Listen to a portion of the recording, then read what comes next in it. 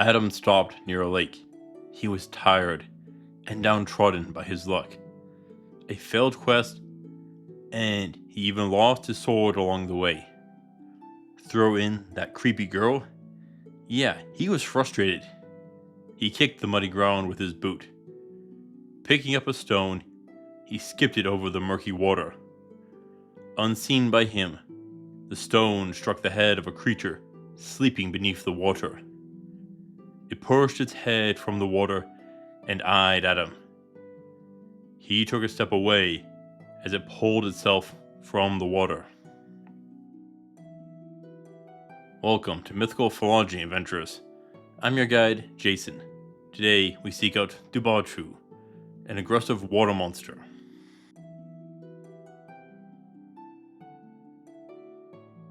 Dobhar chú comes from Irish and Scottish folklore.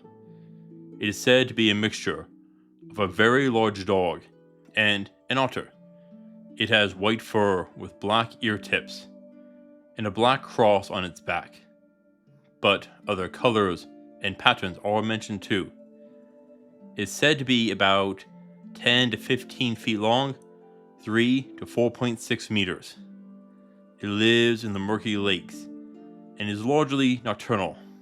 They will live either alone or with a mate, but not in groups. However, some sources state that they may have a pack of normal otters living nearby, and they are fiercely aggressive. Some even say that it can break boulders with either its claws or its snout. When it goes after horses, it is documented that it always goes for the legs first. Its fur is magical though, but some do describe it as slimy. Having a piece of its fur will ward off disaster, such as a sinking ship or a collapsing house.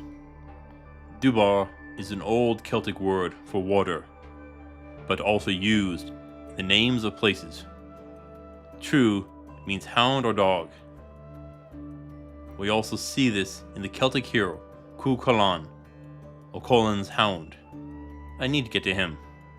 There is a headstone in the Cornwall Cemetery of Glenade, in County Leitrim of Ireland. There is a faded engraving of the Dobhar chú on the headstone. It says that a woman was killed by this particular monster, and there is a local legend with it. The woman's name was Grace McLaughlin. Her maiden name is Conley, who died on September 22nd, 1722. She went down to the lake to clean some clothes, and the Dobhar chú attacked and mutilated the body, either from her screams or not returning by evening. Her husband Terence went looking for her.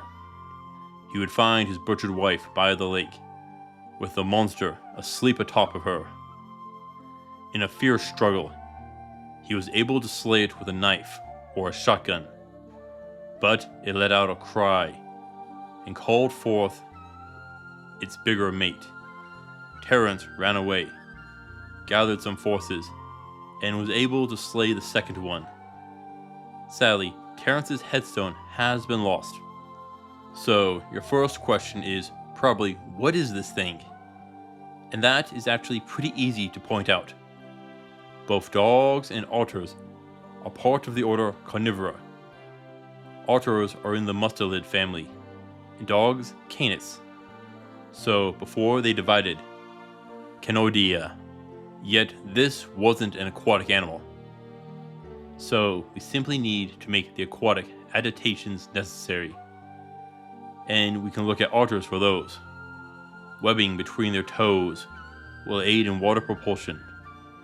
In addition, a longer body is more streamlined and more energy efficient. But otter legs are relatively short. But Dobhar chú is able to chase a human. Humans aren't the fastest of runners in the animal kingdom, but our greatest strength is endurance. The average speed of a human is 14.2 miles per hour, or 24 kilometers per hour when sprinting. The average dog runs at about 15 to 20 miles per hour, or 24 to 32 kilometers per hour. But let's look at a larger animal. Let's say a bear, which is 20 to 35 miles per hour, or 32 to 56 kilometers per hour, or faster than a human. And this is telling. Terence was able to escape, so how did he outrun it? There are a couple of options. 1. A human is more agile, or 2. A human is faster. But in some stories, Terence had to rely on a horse, which runs at 25 to 30 miles per hour, 40 to 48 kilometers per hour. This is the most likely option. More so when we look at one of its feet.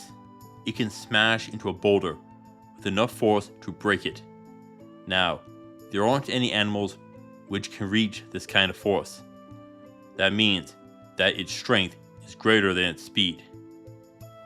Using this, we can pinpoint what type of muscles it has. Generally speaking, there are fast twitch and slow twitch muscle fibers.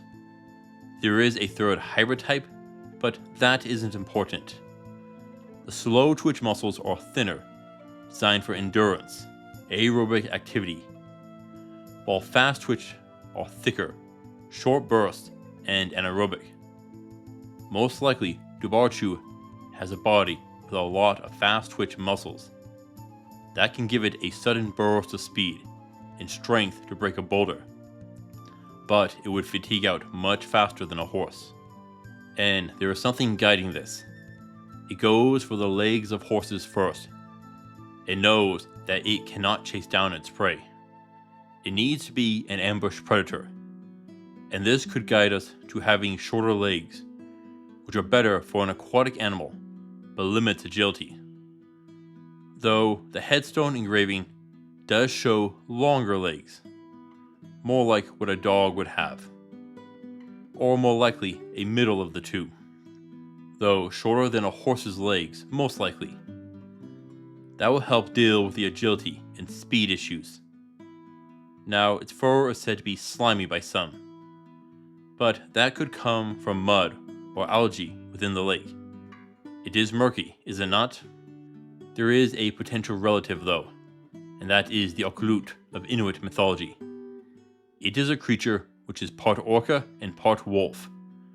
Now, while they are both mammals, orcas are more closely related to things like hippos, elephants, and manatees. All of them are herbivores before becoming whales.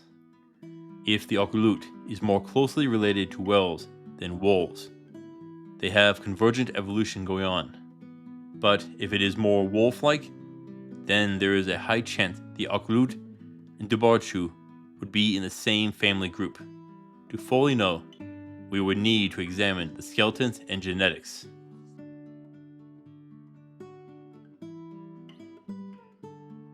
Now, how do we repeat Terence's feat, bring down Dobhar chú? Well, according to the stories, he stopped it with either a knife or a shotgun. So, while its fur protects against disasters, it isn't tough. You can use whatever weapon you want, but I would recommend using a spear. That will give you reach and penetrating power to bring it down. But range is better. Shotguns do go back to the 1600s. Mobility will be key. If it charges, it will be dangerous. It can shatter boulders. Your armor won't protect you, but plate may limit the damage to being thrown through the air. Having a mount may be important. We know a horse can outrun and maneuver it. Now, the fight will most likely occur at night and will be by the water. It will try and ambush you, springing out of the water suddenly. So, we have to make sure that doesn't happen. This is a big animal, 15 feet long, which means the only way for it to ambush is to act like a crocodile, float about like a log, staying just under the water, or hiding in the mud. So don't let it leave the water, freeze it solid, and that will make it harder for it to attack. Now, it shouldn't have trouble breaking the ice, but it will slow it down and give you an opening. But there is another clue. It prefers murky water, which means clear water will normally be safe. So purify the water and make it clean. That will expose it. Now, it will usually be soaking wet, which means ice can freeze its fur. But more importantly, lightning will be devastating. Fire will be slower, but still effective. But there is another issue to contend with. There are often two. If not, they have been known to have a small pack of otters living nearby. There is a good chance that you will be facing multiple opponents. Take a lesson from Terrence, and have a party of your own. If it takes you by surprise, best to run. There is a good chance that it won't have the endurance to keep up with you for long, and your speed should be up thanks to the adrenaline panic. But if you keep your head, you will want to swerve and change directions. With the shorter legs, it will lack agility and need to slow down to keep up. Weave between the trees, but you can use that to flank it and attack from the side. It will also struggle if you can mount it and strike from its back. Be careful whenever you come near water. The Dobhar chú will want to end this fight quickly and will struggle if the fight is drawn out. It has incredible strength that you have no chance of matching, and there's a high chance that there will be two of them. That is why I am giving them a 7 of 10 for difficulty. Thankfully, their defenses are not on par with their offensive strength.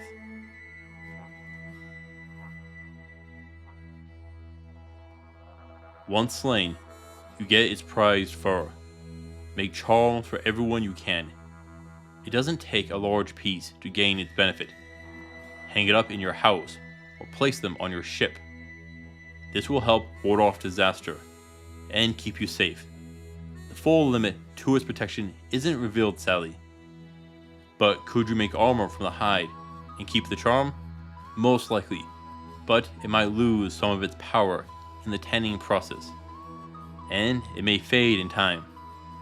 The meat should be edible, might be a little fatty like most predators, but with the right seasonings, still perfectly good. Now, can you domesticate one? Hell no! They are known to be hyper-aggressive and will attack a human on sight. Even if you find a pup and raise it up, there is still a very high chance that it will try and rip your throat out. Don't even make that gamble. Slay it and be done.